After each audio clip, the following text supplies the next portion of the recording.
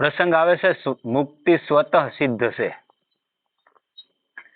લોકોએ ઘણું કરીને એવું માની રાખ્યું છે કે આપણે કાંઈક પ્રયત્ન કરીને ખાસ સ્થિતિ પ્રાપ્ત કરી લઈશું ત્યારે આપણું કલ્યાણ થશે. આ વાત સારી છે પણ પૂરી સારી નથી.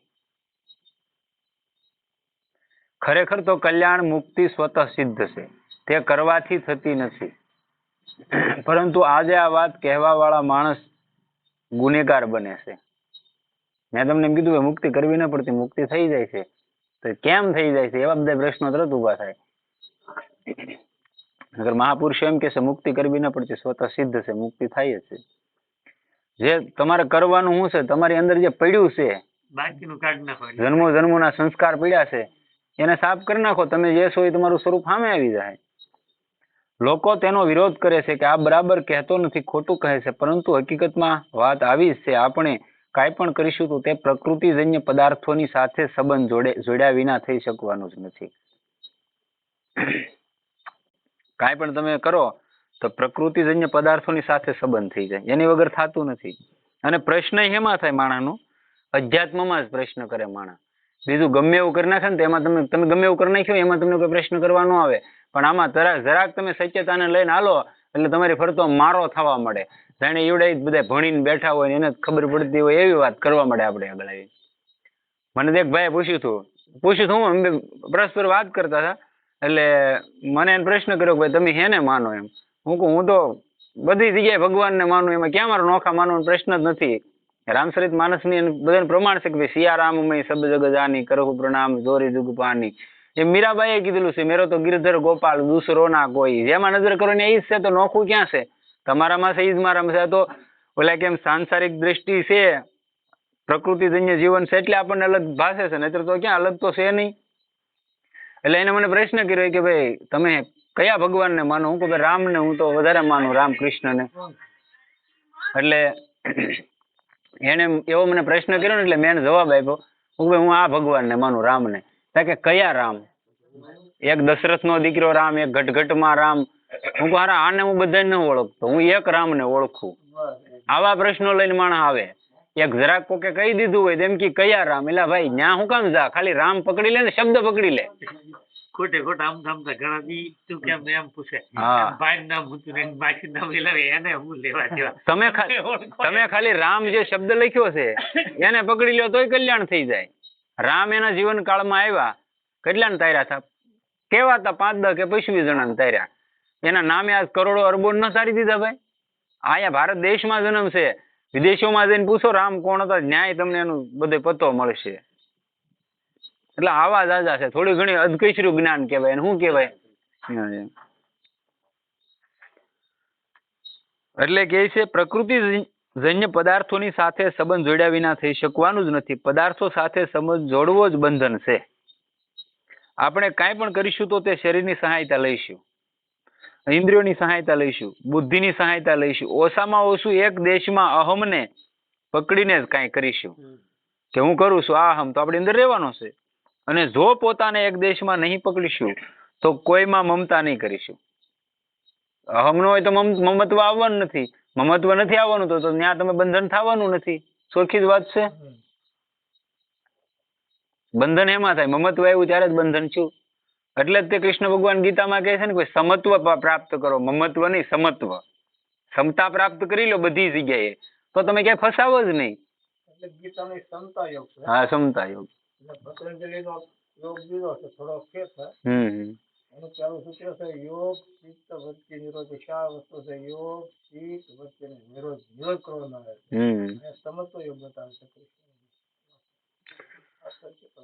તો આપણાથી કરવાનું કેવી રીતે બનશે? તેથી કરવાથી મુક્તિ થતી નથી.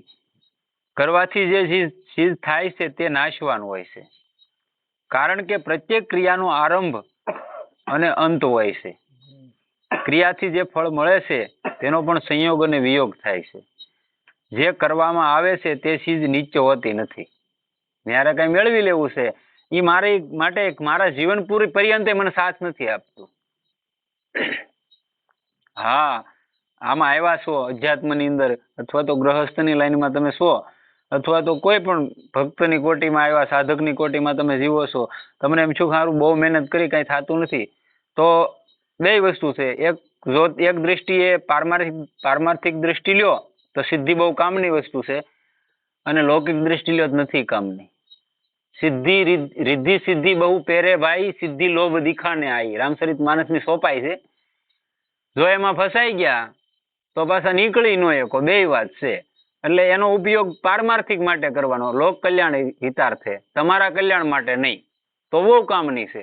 નગર તમને એક સામાન્ય વસ્તુ, અહીંયા આપણે બેઠા છીએ, વરસાદ શરૂ થયો, મહાપુરુષે એવું કીધેલું કે ભાઈ ગ્રહણ કાળ આવે છે, એ કે એક નાનો એવો પ્રયોગ છે, એના દ્વારા એ કે તમને મતલબ માટી જ લેવાની આવે, એ પ્રયોગ ખુલ્લો ન કરવાનો. હું તમને ખાલી સંકેતથી કહી દઉં. એક માટી લઈને પછી એમ કે ભાઈ આ વરસાદ પડે, તો એ વરસાદને તમે એમ કહો કે ભાઈ હવે જે તમે સિદ્ધત્વ પ્રાપ્ત કરી લીધું, પછી આ પ્રાંતમાં વરસાદ પડે છે, તમારા અહીં કોઈ કાર્યક્રમ છે, તો આને બસાવવું તો પડે ને, તમારે આગળ વ્યવસ્થા નથી તો એટલા વિસ્તારમાં વરસાદ ન પડે, એવી સિદ્ધિ આવે છે.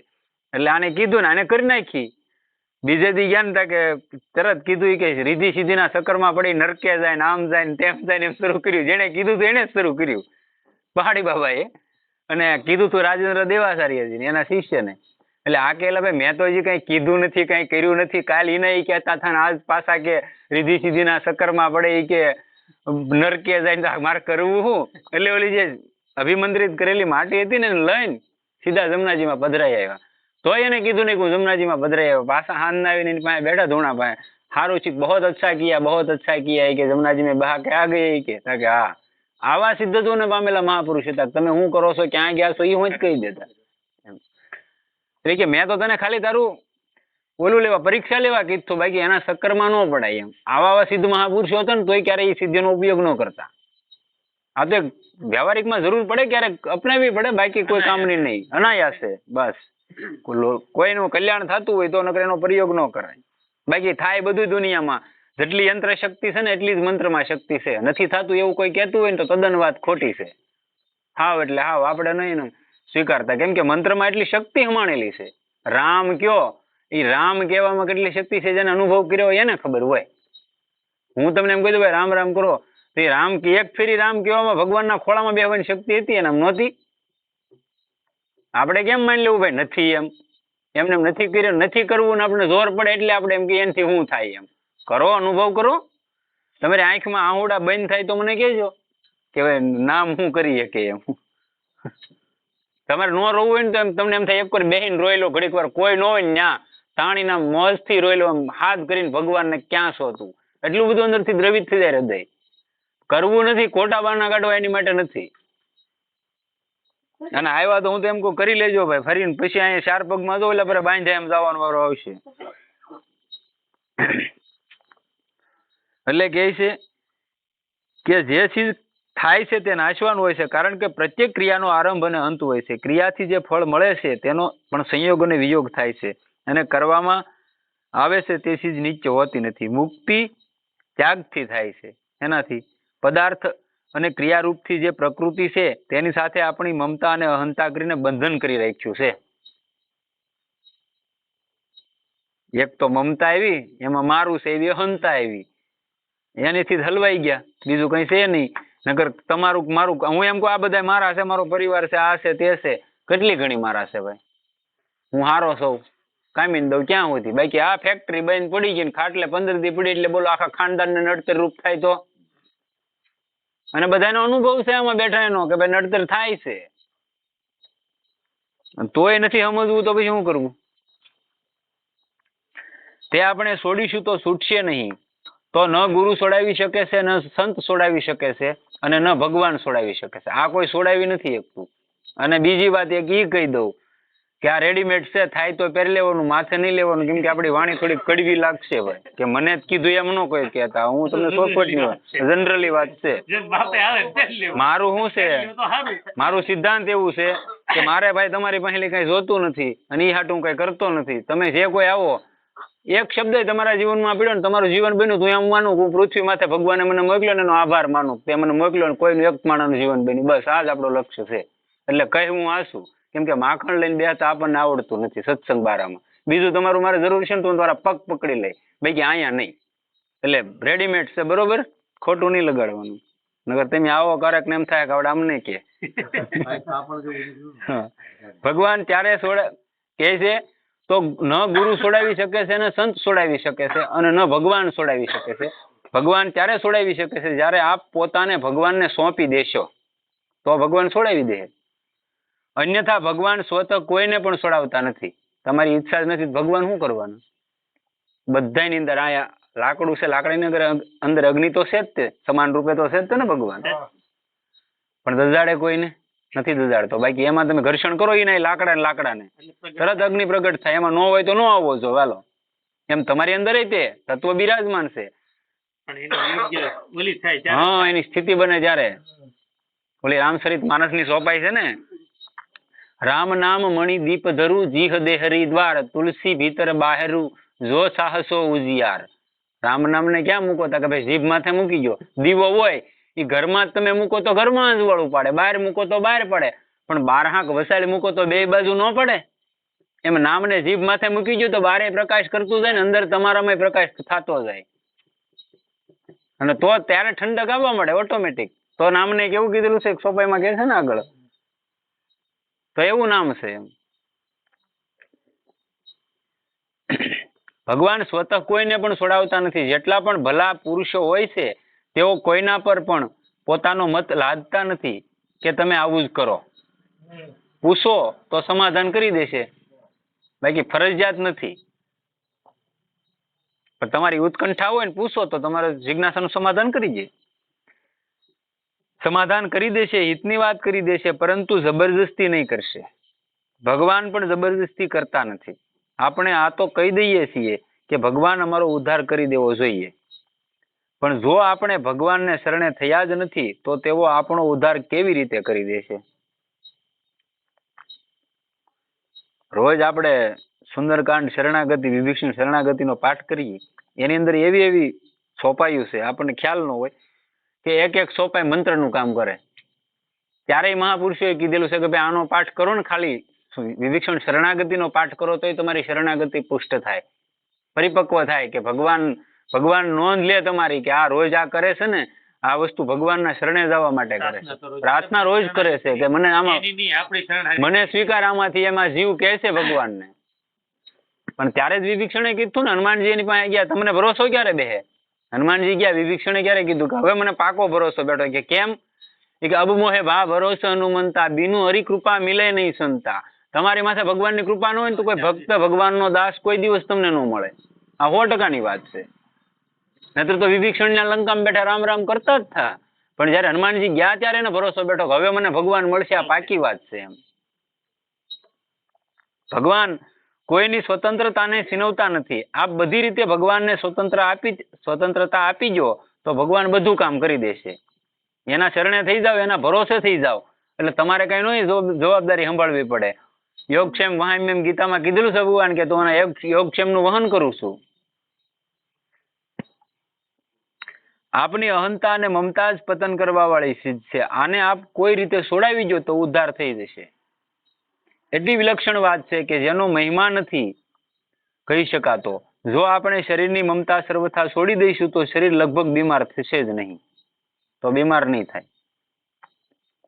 ઇન્દ્રિયોની મમતા છોડી દઈશું તો ઇન્દ્રિયોની બુરાઈ રહેશે જ નહીં.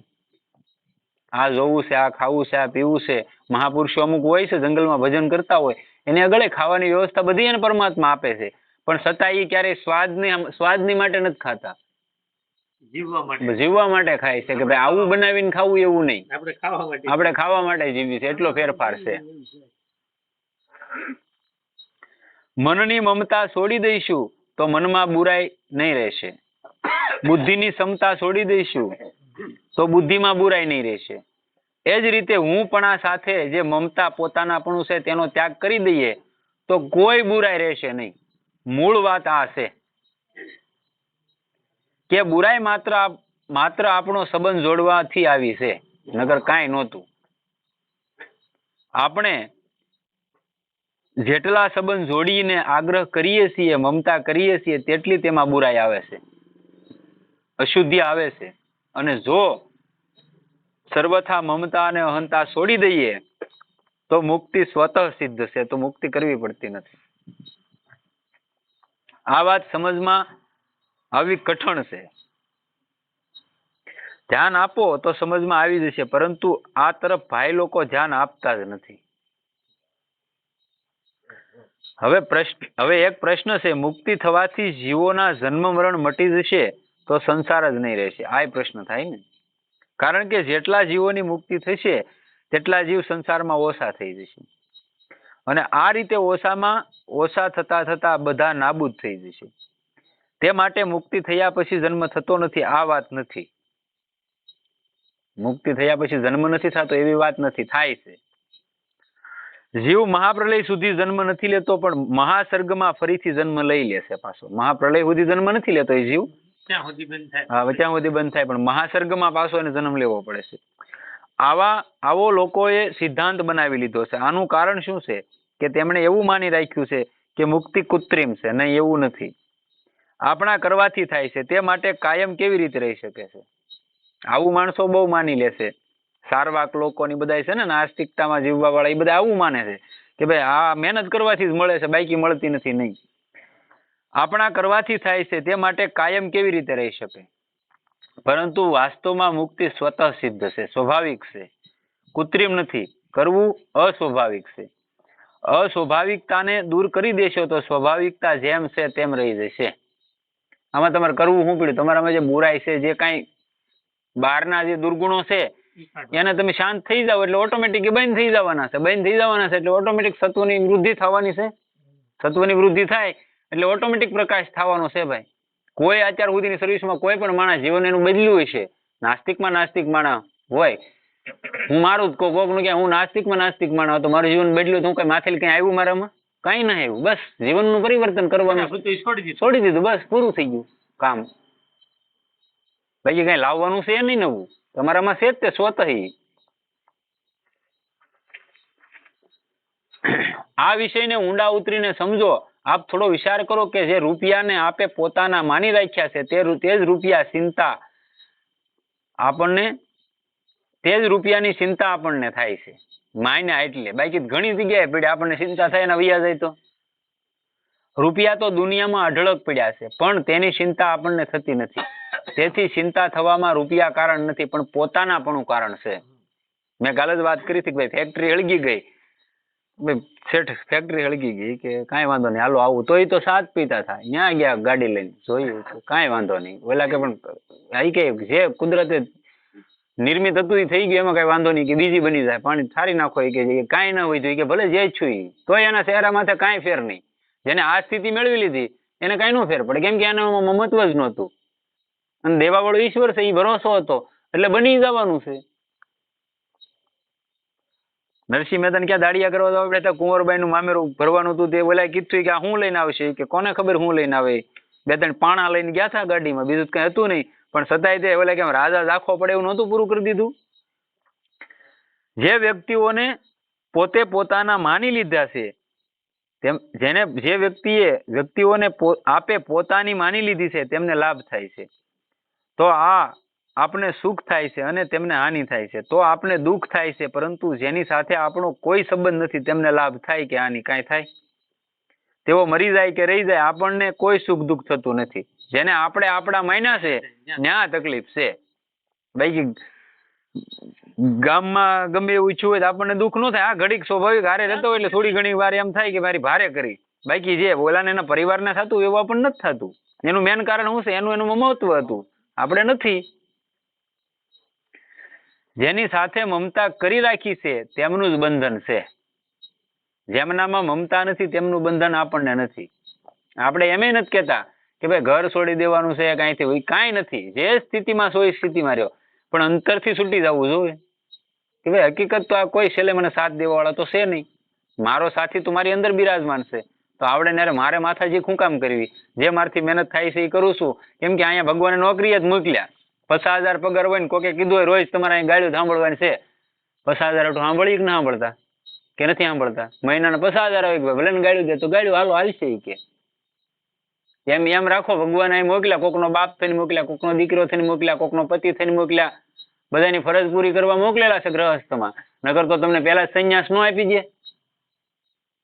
મોકલ્યા છે તો પૂરેપૂરું નિભાવો, અને પછી તમે અંતરથી છૂટી જાઓ કે ભાઈ મારે હકીકત તો આ કોઈ મારા છે નહીં, માને કોઈ સાથ દેવા વાળા છે નહીં, તો તમને આ પ્રકૃતિ સાથ આપવા મળશે. તમે એક ફેરી જીવનમાં થોડો ઘણો ફેરફાર કરો ને એટલે આપણે એમ કહીને હાવ પરિવારમાં નકામો માણસ હોય ને એ તમને સાથ આપવા મળે. કેમ કે આ પ્રકૃતિનું વાતાવરણ એવું ઊભું થઈ જાય ને ભગવાન સાથ આપ. હું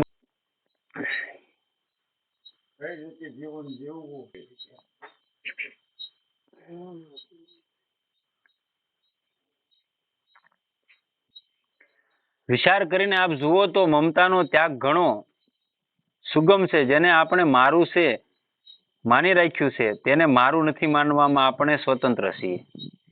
આમાં તો આપણે સ્વતંત્ર છીએ જ નહીં. આમાં ક્યાં કોઈને દેખાડવાનું જ નથી. આગળ દેખાડવાનું હોય ને એવું બધું કરવાનું તો હાર તકલીફ થાય કે આ તો ભારે કરી કે બધાને ખબર પડી જાય. પણ આ તો અંદરની વાત છે ને.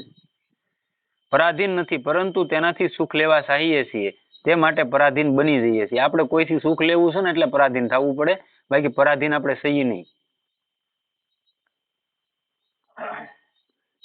સંયોગજન્ય સુખમાં ફસાશો તો પરાધીન બની જાઓ, તો પરાધીન બની જાઓ છો. સંયોગજન્ય સુખમાં ફસાશો તો પરાધીનતાથી નહીં બચી શકશો. ભગવાન સાફ કહે છે, એહી સ્પર્શ સંપર્શદા ભોગા સુખ યોનય એવ તે આધંતવંતમ કૌંતે ન તેષુ રમ્યતે બુધઃ. 5મા અધ્યાયનો 22મો શ્લોક છે. સંબંધજન્ય જે સુખ છે તે દુઃખોનું કારણ છે અને આદિ અંતવાળું છે. તે માટે વિવેકી પુરુષ તેમાં રમણ કરતા નથી. જેઓ તેમાં રમણ કરતા નથી તેમનું કલ્યાણ થઈ જાય છે. જેનો વિવેક જાગૃત થઈ ગયો તો કલ્યાણ થઈ જાય છે. પણ વિવેક આવવો જ કઠણ છે ને.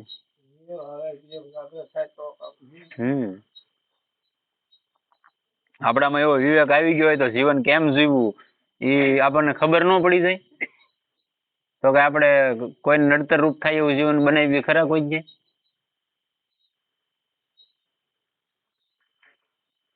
સંયોગજન્ય સુખની લોલુપતા સંસારમાં બાંધવા વાળી ચીજ છે. મેં પહેલા પણ કહ્યું હતું, આજે પણ કહી દઉં છું. મેં વાંચન કર્યું, સત્સંગ કર્યો, વ્યાખ્યાન દીધા, આમ હોવા છતાં પણ મારું સમાધાન નહીં થયું. કે વાત શું છે, આ બંધન ક્યાં છે? પછી સંતોની કૃપાથી આ વાત મારી સમજમાં આવી કે જે સંબંધજન્ય સુખની ઈચ્છા છે આ જ મૂળ બંધન છે.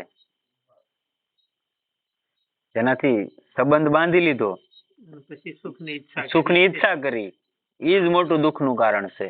હા, તમારાથી થાય એના તમે કોઈ ઉપયોગમાં આવો અલગ વસ્તુ છે. તમને ખબર હોય જો હું આનો ઉપયોગમાં આવું, આમારો ઉપયોગ કરે છે, પણ છતાંય તમારામાં કઈ ઓલું ન થવું જોઈએ કે મારો આની પહેલી કોઈ સ્વાર્થ છે, આની પહેલી કોઈ કામ લેવું, એ વસ્તુ ન હોવી જોઈએ. તો તમે નહીં બંધાવો. ઈવડે આપણને ખબર છે ચાલો અમારો ઉપયોગ કરી ગયા. કદાચ હું તમને 1 વાર છેતરી જાઉં, 2 વાર છેતરી જાઉં, 3જી વાર ન છેતરાવ. પછી તો તમને ખબર હોય અને ઈશ્વરની ગતિ છે ને એનું ચક્ર હાલે ને દાંતોય ખાંડો નથી. એ બધા હરખે હરખા છે, એમાં એક ન ખડી ગયેલો. નકર એમ થાય કે દાંતો બાંગો તંગો થઈ ગયેલો છે. એ બરોબર જ હાલે, એ લઈ લે પાછા. સુખની ઈચ્છા સમાધિ સુધી રહે છે. આ સુખની ઈચ્છા જ બાંધવા વાળી છે. આ વાત પર આપ પૂરો વિશ્વાસ કરો. તો પ્રશ્ન કરે છે શ્રોતા, લાગે છે કે આ વાત સાચી છે?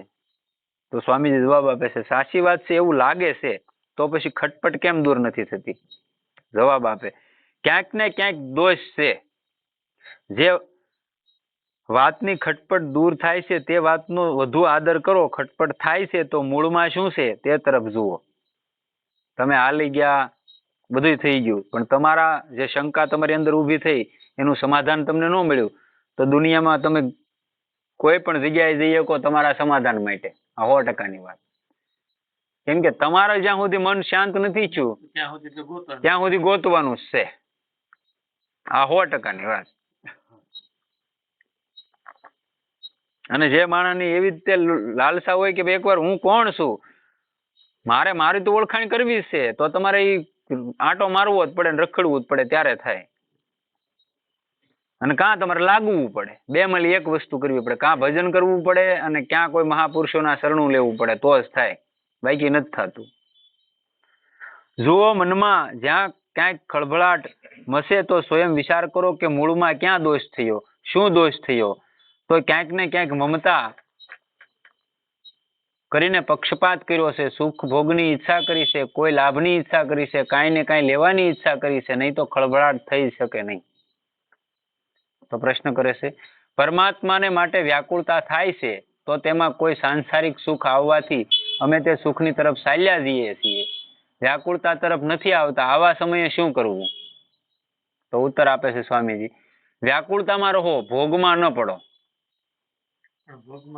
પણ આપણીથી ભોગમાં હોય છે, વ્યાકુળતા તો આવે છે સીધું ભોગમાં જવાય, એનાથી તરત ભોગ આવે એટલે આપણે ન્યા વયા જાય છે. તમારી સ્થિતિ ને એવું બને ને પછી જે સ્થિતિમાં તમે જીવતા હોય, જે પૂર્વનું તમારું જીવન હોય ને, જયારે તમને એમ થાય કે હવે બરોબર હું હાલું છું, ત્યારે જે પૂર્વનું જીવન હોય ને એને એક હલેસો આવે એવો કે તમને એક ફેરી થપાટ મારે ને એટલે તરત જો સક્ષમ તમે હોવ, કાંઈક થોડું ઘણું ભજન કરેલું છે, તમે જાગેલા છો તો નો ફસાવ, બાકી ગયા સમજી લેવાનું. આપણે મોટા મોટા સમરબંધી વ્યા જાય. ભોગના કારણે અર્થાત રાગને પકડો અને તેને દૂર કરો. શું કહે છે? વ્યાકુળતામાં રહો, ભોગમાં ન પડો, ભોગને ન પકડો, ભોગના કારણે અર્થાત રાગને પકડો અને તેને દૂર કરો. જે રાગ થાય છે એને દૂર કરો. રાગ એટલે પ્રીતિ થાય ને. હા, આપણી વિષયોની આસક્તિ છે ને, હા એટલે પ્રપંચનું બધું કીધું છે, એટલે વિષયો છે મનમાં, ઇન્દ્રિયોમાં આવવું પડે. હા, ઇન્દ્રિયોમાં આવ્યા પછી ઇન્દ્રિયો છે મનમાં આવવાનું, હા, મનમાં આવ્યા પછી બુદ્ધિમાં આવવાનું. હા, બુદ્ધિ સમાધિ સુખ છે, હા, મન થી ધ્યાન સુધી પહોંચાડે છે. ધ્યાનમાં એક ધ્યેય બીજો રહે ને, હા, ધ્યેય બીજો. ધ્યાનમાં કઈ સાક્ષાત્કાર નથી થતો, નહીં, પણ ખ્યાલ નથી કરવું પડે ને, કાંઈ કરવું પડે એટલે સારું છે કરે. હા, એટલે પછી બુદ્ધિથી જે બુદ્ધિમાં જે દ્રષ્ટા છે, સાક્ષી છે, એ સાક્ષીમાં તમારે આવવાનું. સાક્ષીમાં આવો તો કઈ મુક્તિ કરવાની કાંઈ કરવાનું છે, સ્વયં મુક્ત સ્વસિદ્ધ છે કે સ્વતઃ સિદ્ધ છે. પછી થોડોક સંશય થયો એટલે તરત બુદ્ધિ તમારે થઈ ગઈ. એટલે સાક્ષી છે બુદ્ધિમાં પ્રતિફલન થઈ ગયું, બુદ્ધિ જળ છે, ચેતન થઈ ગઈ, મને જળ છે પણ ચેતન થઈ ગયું. બુદ્ધિનું મનમાં આવે, મન છે ઇન્દ્રિયોમાં આવે, ઇન્દ્રિયો વિશ્વમાં જાય. વિશ્વની આસક્તિ છે તેને વર્તી જોઈએ, વર્તી છે એટલે આના કઈ થાય ને, વર્તી છે ભોગ કરે, ભોગ કરે એટલે સંસ્કાર પડે, સંસ્કાર એટલે વાસના લાગી, વાસના જેવી વાસના એવો જન્મ, વાસના મટી ગઈ મુક્તિ છે ને, એ જ મુક્તિ છે. વાસના પ્રગતિ લાવવાની છે.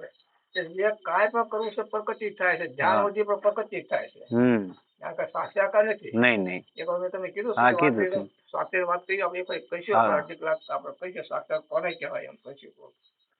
એટલે આપણે જો સાંગદેવ પ્રસિદ્ધ દ્રષ્ટાંત છે ને, સાંગદેવ જ્ઞાનદેવ, એટલે એ સમાધિમાં ચૌદ કાળ ને શીખ્યો છે એમ કહેવાય. એવા તો આપણે ભારત બાપ એવો મુશ્કેલ છે, હોય ને લગભગ. પણ છતાં 14 કાળ ને શીખ્યો, 1400 વર્ષ જીવ્યા. 1400 સાત વર્ષ દીકરી કીધું 1400 વર્ષ જોયો, પણ તો કોરો કોરું થવું પડ્યું હતું. પછી આને જ્ઞાનદેવ મળ્યા હતા અને તત્વમસી નો ઉપદેશ આપ્યો. એમના ગુરુ કે હજારો શિષ્યો હતા, આકાશમાં ઉડવું, સિંહ માટે સવારી કરવી, અસોડા કરવા, બધા સિદ્ધિ ધ્યાન કરો ને, સોહમ આપણે સોહમ એ ધ્યાન આવે. મારી પાસે સોહમ બહાર નીકળતા હમ, એટલે હોમ છે મંત્રમાં લાગી ગઈ, સોહમ આવી ગયો, જરૂર નથી. એ અજંપા આવશે પણ આ કરતા ભગવાન નું નામ છે વધારે કામ કરે. જ્ઞાનદેવ ને આપડે સોંપાઈ આવે ને આમાં કીધેલું છે. એટલે આ પ્રકૃતિ નું છે એ સંબંધો તોડશો, સાક્ષી ભાવમાં આવી જાઓ તો તમારો કોઈ કાંઈ કરીએ કે કાંઈ નહીં, સુખ દુઃખ નો સપર્શન નહીં થાય. અમારી પાસે છે જ કઈ મન ગમ નથી, બુદ્ધિ ગમ નથી, ઇન્દ્રિય ગમ નથી, મન વાળો અવિષય છે. એટલે કોઈ ક્રિયા ના પોગે નહીં, અક્રિય છે. કોઈ સંગ આમ કરી સંબંધ કરી એ અસંગ છે. શબ્દ ચાલો બોધ ન થાય, એ શબ્દ છે. શબ્દ થી બોધ થાય છે, વ્યવહારમાં જેટલું દેખાય છે એના પદાર્થો એનો બોધ થાય, ઓલો બોધ ન થાય. એ શબ્દ ચીજ છે. એટલો ખરો શબ્દ નો ઉપયોગ લેવો છે, શબ્દ છે રક્ષિત કરવો પડે છે.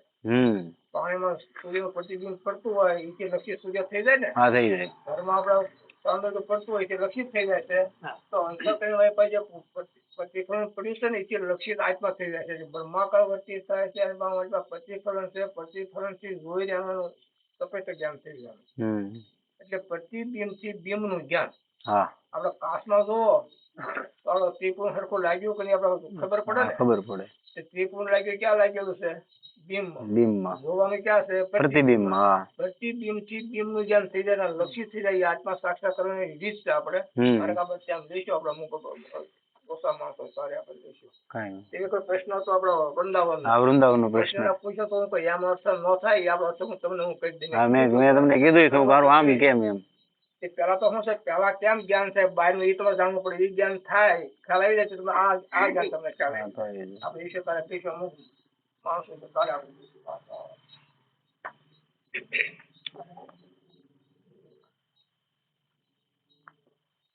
સોહમ ની તમે વાત કરી એટલે મને યાદ આવ્યું કહી દઉં નહીં આ તો ખાલી સોહમ જે તમે કીધું કે નહીં એટલે ઝાઝા માણસો સોહમ માં ફસાય છે કે ભાઈ આપણે કોઈને પૂછીએ શું મંત્ર આપ્યા હતા સોહમ ઓહમ સોહમ હકીકત એ એક મહાવાક્યમાં આવે છે એનું નામ ઓહમ સોહમ નું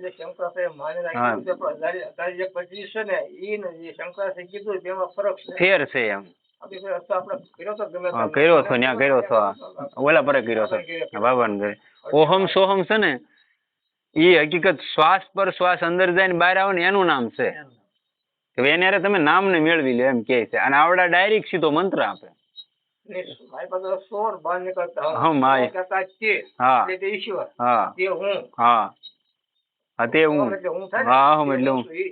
એનો અર્થ એમ થાય અને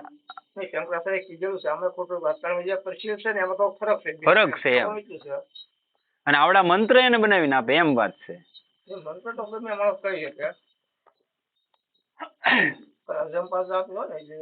પણ એને અરે કદાચ ચાલો એ મંત્ર કીધો બરોબર પણ જે આજના સમય પ્રમાણે એ મંત્ર આપ્યો આ જે સમયાંતર હાલે છે બરોબર એને નામ મેળવી દીધું હોય તો કામ ન થઈ જાય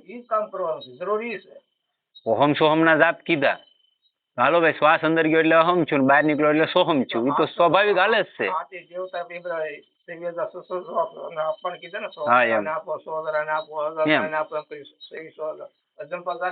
અને ઘણા મહાપુરુષો એમ કે છે કે જે ઓહમ સોહમ ના જાપ છે તમે ન કરો તોય થાય છે શ્વાસ અંદર જઈને બહાર આવે જ છે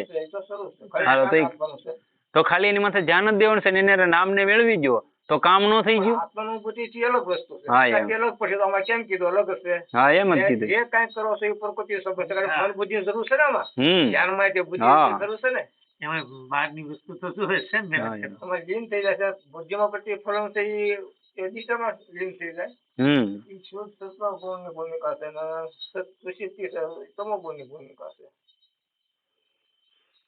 શાંતિને પાછા હટી ગયા સમજી ગયા સાધના ખૂબ પ્રિય નથી 1400 વર્ષના ગુરુ 1400 વર્ષનો શિષ્ય છે તો 14 વર્ષના ગુરુ થઈ 14 વર્ષના ગુરુ છે હવે ખ્યાલ આવ્યો કે મને એને જ માનવા પડે ને આવો હમ નહીં નહીં કાપવાનું નહીં આપણે આપણું કામ કરી લે એમ કામ કરી કાપવાની ક્યાં આપણે એ જ વાત કરી ને કે ભાઈ ઓહમ સોહમ કીધું છે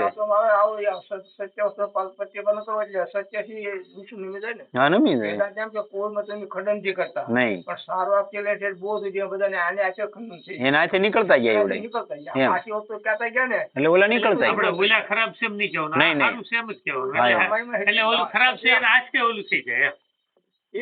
મારો કહેવાનો ભાવાર્થ એ છે ને કે ભાઈ તમે એના નામ ને મેળવી જો તો કામ ન થઈ ગયું તમે હાલો તમે 24 કલાક ઓહમ સોહમ હાલે છે હજમપા થઈ જાય ભગવાન નામ છે તે શ્વાસ જોડી દો મારી પાસે જાતા જાય શ્વાસ ની માંથી બે પતો નામ હા નામ બહાર આવવું જોવે તો કામ ન થઈ ગયું મંત્ર બહાર શ્વાસ ની માંથી બે હજમપા જાપ કરી દો એ ગેરંટી છે પ્રાણ સાથે જોડી દેવાનું હા તો કામ થઈ ગયું તો પછી કેમ 100% આવશ્યક છે એમ એમ વાતી સમન ભાવે તદંતે કલેવર સંતૃતિ કોંતી તદ ભાવ ભાવિતમ આવ ગેરંટી છે બસ હવે તમારે ઉપાધિ નથી કરવાની બહુ દોડે કલાઈ કોઈ નથી આયા લાગી ગયો બંધનમાં તો કહે છે સ્વામીજી કે આપણી વાત આ થઈ છે આનાથી મોટો લાભ થાય છે પોતે જાતે જ વિચાર કરશો તો આ મુશ્કેલી દૂર થશે નહીં અને પરસ્પર ખુલ્લા થઈને વાત કરતા જ આને દૂર કરવામાં આપને મદદ મળશે મનમાં શંકા થઈ તો પૂછી લ્યો, કા કહી ગયો તમને ખબર હોય તો. બાકી તમે પોતે જ એની મહેનત કરો તો મથામણ કરવાની રહે, થાય નહીં. આ મેં જોયું છે, મને કોઈ સમજાવી દે છે તો તે કામ મારા માટે ઘણું સુગમ થાય છે. હું જાતે વિચાર કરું છું, સમજું છું તો ફરક પડે છે, પરંતુ બીજાના સમજાવવાથી ઘણો જલ્દી ફરક પડે છે. મારી પ્રકૃતિ આવી છે તો હું સમજુ છું કે બીજાઓની પ્રકૃતિ પણ આવી જ છે. મારી આ જે સમજાવવાની પ્રવૃત્તિ છે, પ્રવૃત્તિ ચાલે છે, આને હું સારી માનતો નથી. બીજાઓને ઉપદેશ દેવો, બીજાઓને સમજાવવા, પોતાની મૂર્ખતાનો સ્વીકાર કરવાનો છે. આ કઈ સારું ન. પોતાના સ્વાભિમાનનો સ્વીકાર કરવો છે, બીજાઓને બે સમજ માનવા છે. ત્યારે હું તમને કહી શકું ને ભાઈ, નકર તો કઈ મારો અધિકાર છે, થોડોક અહમ આવે આમાં, નકર બોલાય નહીં. આદત મેં ન થાય ત્યાં સુધી ન બોલાય. ત્યારે બોલાય, નહીં તો ન બોલાય. એટલે અહમ તો રહી જ તે. એને બોલવું નહોતું પડ્યું ને. બધા વિદેશી એટલા પ્રશ્ન પૂછો સ્વામી બધા આવે ને દઈ જાય, બધાને સમાધાન થઈ જતા વગર બોલે. આત્માકાર વચ્ચે અંદર થઈ ગઈ, આત્માકાર વચ્ચે કઈ પછી વચ્ચે આખું દુવાડે જુઓ તો એક જ હોય ગરબામાં 10 કેવો પ્રકાશ નીકળે. એક જ આત્મા બેઠેલો છે, કર્મેન્દ્રિયો 5 ઇન્દ્રિયો બધા યાર પ્રકાશી જ છે. એ નશોમાં જાય તો પ્રકાશ થાય, ગરબામાં પ્રકાશ જાય ને, વાયર હોય તો પંખામાં તો હવા આવે, ઠંડુ આવે. એટલે આંખમાં એનો પ્રકાશ આવે તો આમાં રૂપ જોવે, કાનમાં તો શબ્દ સાંભળે, જીભમાં શ્વાસ રાખે, નાકમાં ગંધ રાખે. આત્મા પ્રકાશ એક જ છે. આત્માનુભૂતિ એક આત્માનુભૂતિમાં જ આવતા છે. અનાત્માકાર વચ્ચે કરાય ને, આત્માકાર વચ્ચે જ રાખી જોઈએ હર કોઈમાં. બાર વસ્તુ દેખાય તો અસ્થિ બાચી ક્રિયા નામ બાર અસ્થિ બાચી ક્રિયા થઈ જવું જોઈએ તો બધાને આત્માકારથી બધાનું સમાધાન કરી જતા રમણ મસી. બીજાઓને બે સમજ માનવા અને પોતાને સમજદાર માનવું ગુણ નથી, દોષ છે, પતનની બાબત છે. આવું માનતો હોવા છતાં પણ મારી સમજવાની પ્રવૃત્તિ થાય છે. કેમ થાય છે? આમાં કેટલાય કારણ હોઈ શકે છે. વિચારપૂર્વક જોઉં છું તો મને કોઈ સમજાવે તો મને લાભ થાય છે, તેથી બીજાઓને કોઈ સમજાવે તો તેમને પણ લાભ થતો હશે, એ માટે કે મહેનત કરું છું એમ, અને તે માટે મારી સમજાવવાની પ્રવૃત્તિ થાય છે. પરસ્પર વાત થવાથી વિષય ઘણો ચોખ્ખો થઈ જાય છે અને આવું અનુષ્ઠાન કરવામાં ઘણી મદદ મળે છે. તેથી પરસ્પરમાં વિચાર વિનિમય થાય, વિચારોની આપ-લે થાય. માત્ર ઉપદેશ દઈને ગુરુ બની જવાથી લાભ થતો નથી. આ 100%ની વાત છે. પછી ચાલો ભાઈ ઉપદેશ આપી દીધો અને ગુરુ બની ગયા એટલે કામ થઈ ગયું, એમ નથી થતું. અને અપાય એવો નથી. ઈ ગુરુ થવાનું લાયક છે, શાસ્ત્ર એમ કે, આપણે નથી કહેતા. પરસ્પરમાં બંને સમાન સમજીને વિચાર કરો. કોઈ વિષયમાં હું જાણું છું અને કોઈ વિષયમાં આપ જાણો છો તો સરવાળે બરાબર થઈ ગયા ને. આવા બરાબર થઈને વિચાર કરો. આપનું કહેલું હું માનું અને મારું કહેલું આપ માનો. આથી આપણને બંનેને લાભ થશે. પરંતુ આ ક્યારે થશે? જ્યારે કહેવા વાળો પોતાનામાં અભિમાન ન કરે કે હું તો જાણકાર છું, આ અણજાણ છે, અમારે પણ જાણકારી કરવી છે અને આપને પણ જાણકારી કરવી છે. આવું સમજીને વિચાર કરીએ તો આપણી જાણકારી વધશે અને જ્ઞાન થશે. તો પ્રશ્ન કરે છે શ્રોતા, જૂનું લીધેલું સુખ બરાબર યાદ રહે છે? સ્વામીજી જવાબ આપે છે, તો પછી સુખ ભોગનું પરિણામ સારું નથી નીકળ્યું ને? હજુ સુધી પેલા જૂના સુખ ભોગના સંસ્કાર પીડ્યા છે.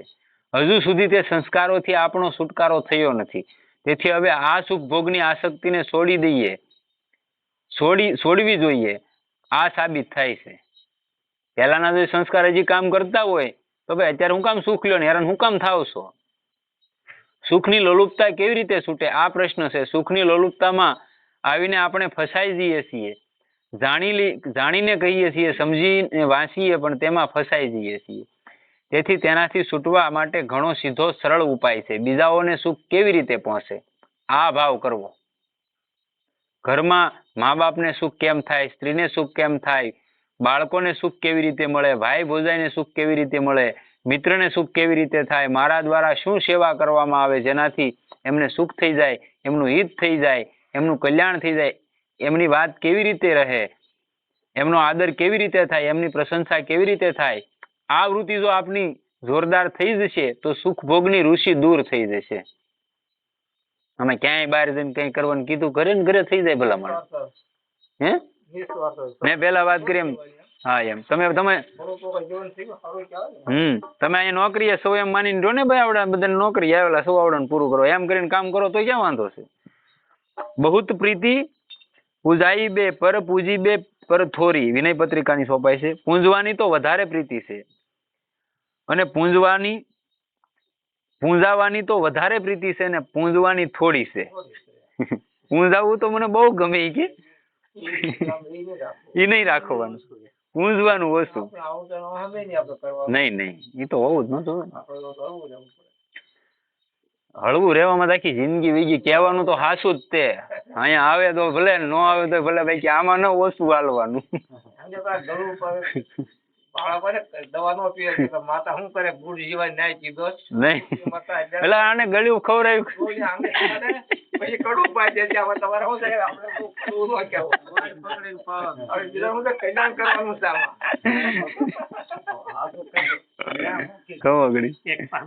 સુખ લેવાની ઈચ્છા છે તો વધારે ઈચ્છા છે અને સુખ આપવાની થોડી છે.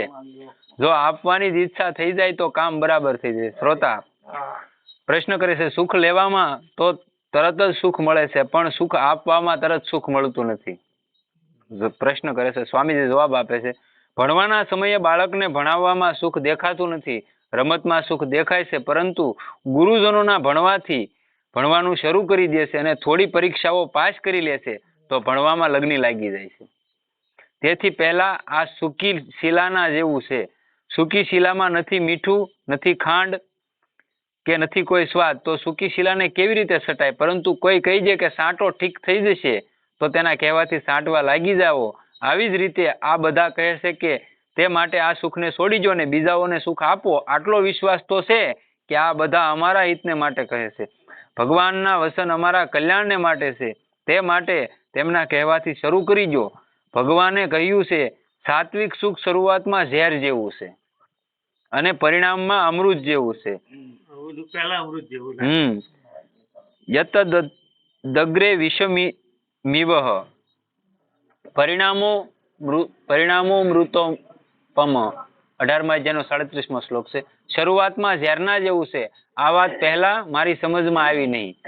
સાત્વિકતામાં તો આરંભમાં જ આનંદ છે, સુખ છે અને ભગવાન શરૂઆતમાં ઝેર જેવું કહે છે. આ કેવી રીતે? વિચાર કરવાથી સમજમાં આવ્યું કે રાજસ તામસ સુખનો ત્યાગ કરવામાં કઠણાઈ લાગે છે. તે માટે સાત્વિક સુખ પહેલા ઝેર જેવું લાગે છે. આપ આ વાત પર વિચાર કરો કે બીજાઓને સુખ કેવી રીતે થાય, બીજાની વાત કેવી રીતે રહે, બીજાઓનું કલ્યાણ કેવી રીતે થાય. ભગવાન કહે છે જેમની પ્રાણી માત્રના હિતમાં પ્રીતિ થાય છે તેઓ મને પ્રાપ્ત થાય છે. તે પ્રાપ્તનું અંતિ મામેવ સર્વભૂત હિતે રતા. 12મા અધ્યાયનો 4થો શ્લોક છે. જેવો આપણને સુખ આપે છે તેમને પણ સુખ કેવી રીતે થાય? ઉમા સંત કઈ ઇહી બડાઈ મંદ કરત જો કરઈ ભલાઈ. રામચરિત માનસની સોંપાઈ છે. પછી સંત પણ આવી જશે. સંતની શું બડાઈ હોય તો કે ભાઈ સંતની બડાઈ હોય આમો માણે એનું બુરું કરે ને તો એ ભલાઈ જ કરતો હોય. બીજાઓનું હિત કરવામાં જ આપણું હિત છે. જેમ કે આપણે દર્પણમાં પોતાનું મોં જોઈએ છીએ તો જો આપણું મોં પૂર્વની તરફ હશે તો દર્પણમાં આપણું મોં પશ્ચિમની તરફ હશે. આપણું જમણું તો તેમાં ડાબું, આપણું ડાબું તો તેમાં જમણું દેખાશે. હવે દર્પણમાં જેવું દેખાય છે તેના અનુસાર આપણે ચાલીશું તો ઉલટા ચાલીશું, ઉલટા જઈશું. સંસાર રૂપી દર્પણમાં સુખ લેવાનું સારું લાગે છે અને સુખ આપવાનું બુરું લાગે છે. હવે તેના અનુસાર ચાલીશું તો દશા બુરી થશે. કારણ કે જ્ઞાન શરૂમાં ઉલટું થઈ ગયું. ધૂર બિગડે સુધરે નહીં કોટિક કરો ઉપાય. શરૂમાં જ કામ બગડી ગયું દેખાય છે. એવું છે કે આપણો સ્વાર્થ સિદ્ધ થઈ જશે, આપણને સુખ મળી જશે પણ પરિણામમાં દુઃખ જ મળશે. તે માટે જો પોતાનું કલ્યાણ ચાહતા હો તો આ ચાલને બદલવી પડશે, નહીં તો આફત પર આફત આવશે. બીજાઓને સુખ આપવાની પોતાના સુખ ભોગની ઈચ્છા દૂર થાય, બીજાઓને સુખ આપવાથી પોતાના સુખ ભોગની ઈચ્છા દૂર થાય છે. આ વાત સૌના અનુભવની છે. શ્રોતા પ્રશ્ન કરે છે સેવા કરવાથી તત્કાળ સુખ તો મળતું નથી પણ તત્કાળ અભિમાન જરૂર આવે છે. તો સ્વામીજી જવાબ આપે છે અભિમાનમાં પણ તો એક સુખ મળે છે કે હું આવો છું. આ તો પેલું આવે. આપણે આ અભિમાનના સુખને પણ છોડવાનું છે. આવો વિચાર કરો તો તે છૂટી જશે. જેમ કે પોતાની દીકરીના લગ્ન કરવાના છે, આ વિચાર રહેવાથી પોતાના દીકરામાં જેટલી મમતા હોય છે તેટલી પોતાની દીકરીમાં મમતા હોતી નથી. આ રીતે અભિમાનના સુખને છોડવાનું છે. આ પાકો વિચાર થઈ જશે તો અભિમાનજન્ય સુખમાં મમતા રહેશે નહીં. સદગુરુદેવ કી જય.